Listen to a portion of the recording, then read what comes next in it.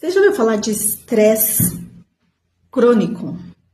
O estresse crônico é quando diariamente uma pessoa passa por uma situação de esforço constante, né? E por um período muito longo. Esse período mais ou menos de 1 ano e meio a 3 anos, a pessoa está ali tentando desempenhar vários papéis, né? Profissionais, familiares e até sociais.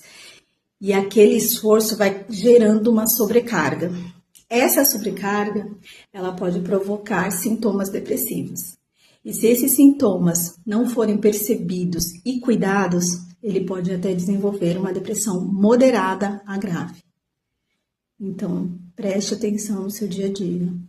Se cuide, se observe e pega leve, tá bom? Dica da Lê.